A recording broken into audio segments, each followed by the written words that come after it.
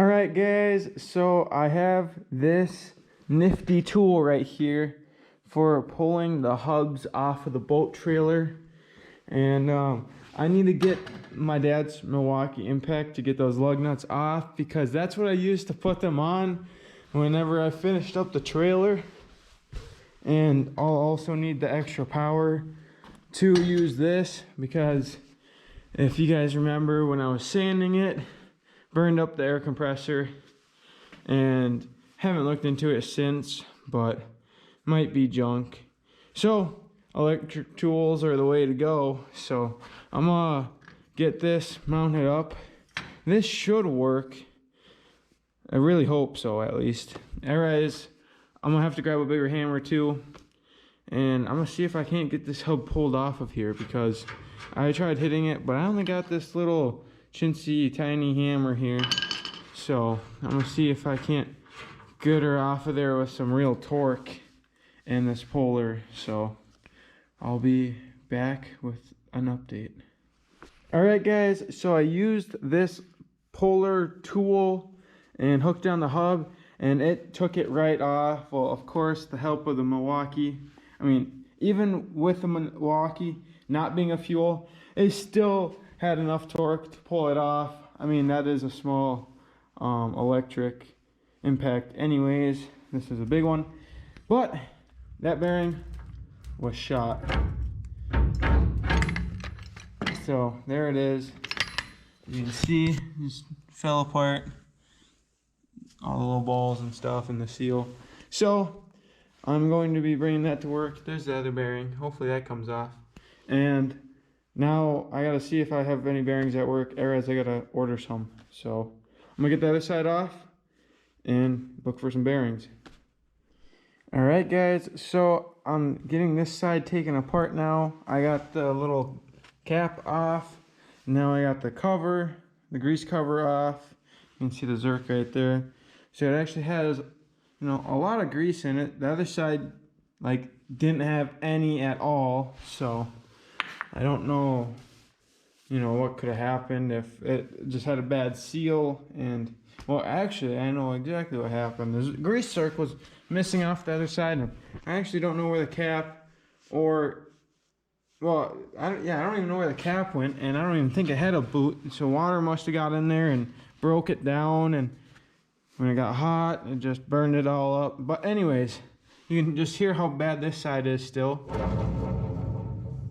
even though it was greased. But you know, that's what happens when it's, I believe it's a 1972, the trailer as well, because let's see, I'm pretty sure that's what his ad said. I'm pretty sure that's what I got the year from. But the weird thing is that the registration says something completely different. But speaking of that, I gotta find the registration. But anyways, I'm gonna clean this up so I can get that nut off of there. See if I can even find the nut. And that looks like the cotter pin. And then I'll show you guys me pulling it off of there.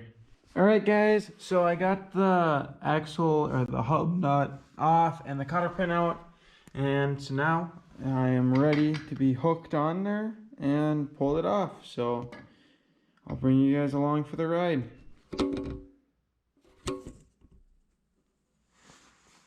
All right, guys, so here we go. Time to get this hooked up. So there we go.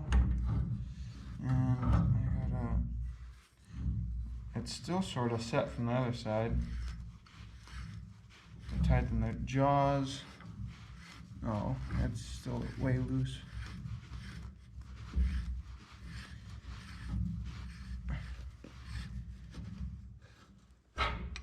Okay, I guess I wasn't as eased on as the other side was. Okay. Well, that's no fun, but it makes it easy for me. All right. So this side wasn't completely ground down like the other side, and I was just assuming so, but just like that, pulled it all off. It's actually still all intact, and just that came out. So there should be a washer actually in there for the nut. And yeah, now it's time to find some bearings for it. So I was gonna, I mean, you guys basically saw how I was gonna do it, and then you just use the impact and it pulls it off. So this, I didn't need it. Not complaining. Let's go try and source some bearings. All right, guys. So I actually had a bag that had some wheel bearings in it and stuff. So I actually have the covers with the plugs, just that stuff right there. So should be grease zerks and everything. Yep, as you can see, the whole cap to the hub. So that's good. I didn't have to get that. And then today at work, since I brought it to work, I was able to take the old bearing and see the number on it. And I was able to get new ones, which are Master Pros. I don't know what the number is, but it's a 1-inch spindle diameter. Yeah, I'm not exactly sure what the number is on it, but you know, I just got them from O'Reilly's. And then, you know, I got these all packed. Those are the outer ones. And then the inner ones and the seals are all in there and all done. And you can see it's nice and greased up. So that's a good amount of grease for now. And then, you know, I can finish it off with once the cap's on it. So I got both of them done. Wasn't that bad to do at all.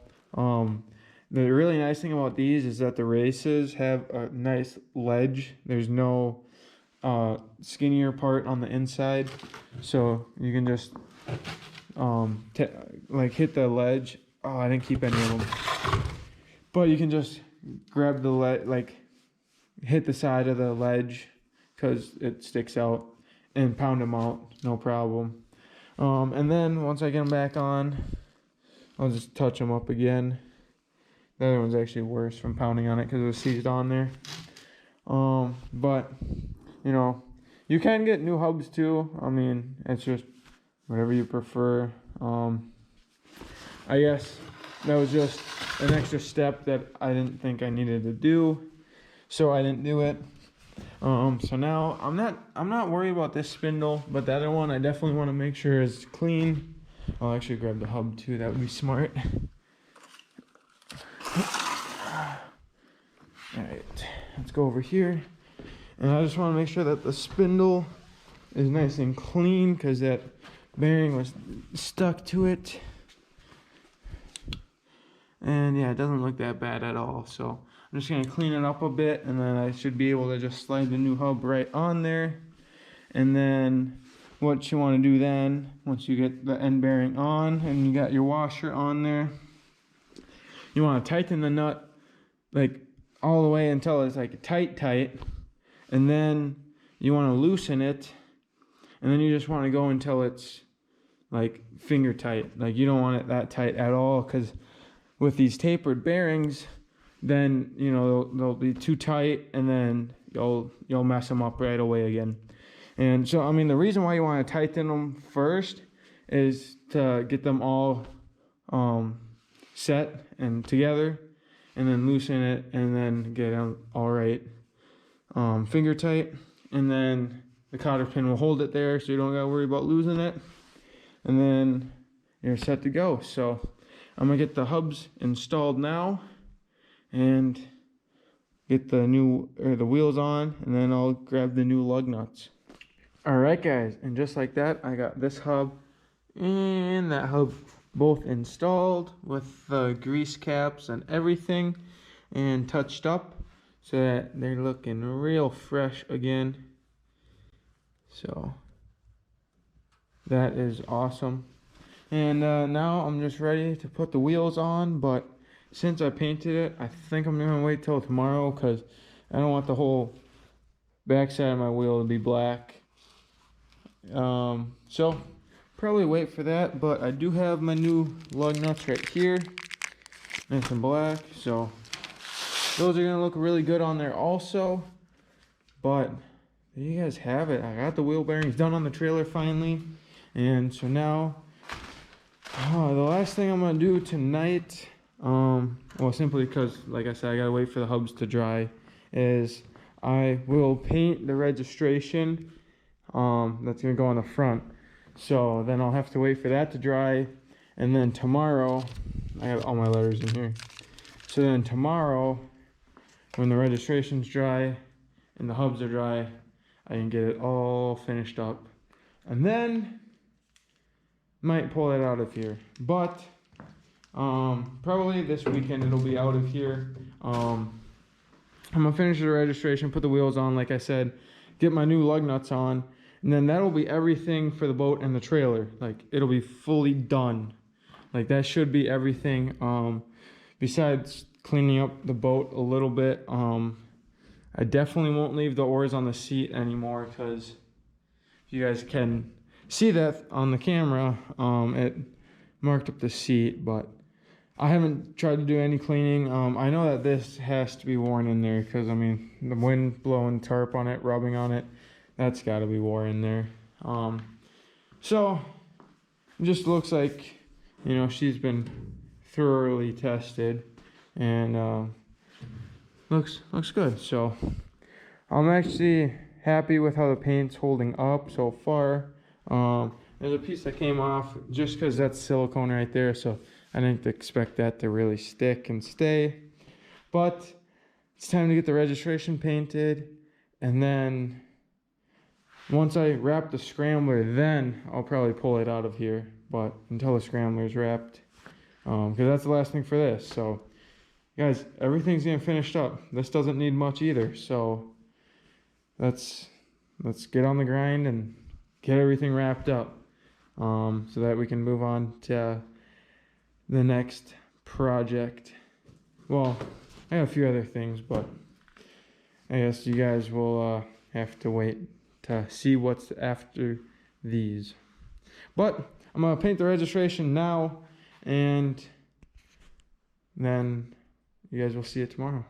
Alright guys, so I am currently painting the boat registration like you guys heard me talking about in the last clip, but, well, here's how it's going. So I finally got a good coat on it. So what happened was, so I scuffed them all up, and then I tried the original idea I had, and I didn't like how it was turning out. It just was gonna look way too dark on there and stuff. So I was like, alright, I'll try a white backing. Start spraying the white, well, the can's like about empty, and then it started reacting. So then it started like cracking and stuff. Well, kind of like separating. Kind of like, if you guys remember the scrambler here, there's a few spots, it's kind of hard to see. Like right in there, it started looking like that. So like, well, can't have that. So then I went over it with this blue, which if you guys don't remember, this is the same blue that this blue started out as. And then I added silver to it and made it a metallic. So now I got this, and now I'm going to add to it, and you guys will see the final color. So hopefully it turns out what I'm hoping for. Honestly, I don't know how it's going to turn out at this point, but hopefully it still looks good. So just stay tuned, and hopefully it doesn't react anymore. Alright guys, so while I'm getting the registration numbers finished up over there, the hubs are actually dry now. So I will be getting the wheels put back on the trailer with the new lug nuts, and then once the registration's dry tomorrow, I can stick that on, and then I can have this fully done, and then we can start working on the four-wheelers and getting those fully finished up. So I'm gonna get the wheels put back on now.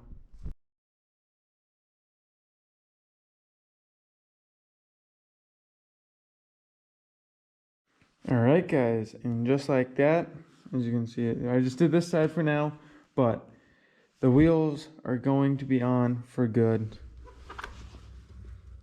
And you got some nice smooth bearings. So I guess actually I still have to grease them.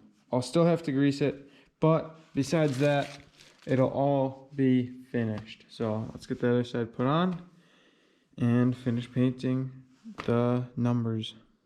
Alright guys, so I got the registration numbers all finished, and they don't look that different for you guys right now, but just wait until I get them put on.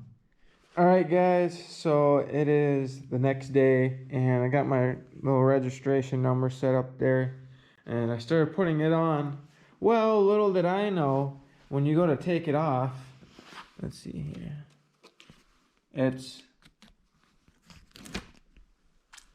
the whole thing, so that's a fail. I'm not gonna cut all of them out and try and draw them backwards and stuff. I'm just gonna get new ones, and then this time I'll cut them out before I paint them, and then I won't have this problem. So I didn't know that they were like that. I thought that they were, you know, just gonna be an outline, not the whole sheet. So, oh well, I'll just get some more and try again. Plus, I mean, the paint job didn't turn out the best anyways. And they're really sticky though, that's for sure. Oh no, that's gonna be bad to get off. Uh-oh. But yeah, I didn't like this paint job anyways, so that's okay. Hopefully I can get these ones off though, so I gotta do that now. Alright guys, so I got them off. You can see there. And damage report. Yeah. From trying to get my nail under them and peel them off, it took a little bit of paint, so I'll have to try and cover that up somehow, or try and cover it with the new letters. Okay, I mean, I would just paint them on there, but like I don't know, maybe I'll do some research, but like as far as boat registration goes, like I don't know. Because, like, it's definitely going to be, like, if someone brings this to a different state, it's obviously going to be different. And, you know, it would be just nice if they didn't have to mess with the paint job to do that. But, yeah, because the way that is now, it's... I might be able to cover it, just barely, though. But, yeah, no, that sucks. Daggone numbers screwed me. So all right, I'll be on the look and get some new ones and paint those up tomorrow, I guess.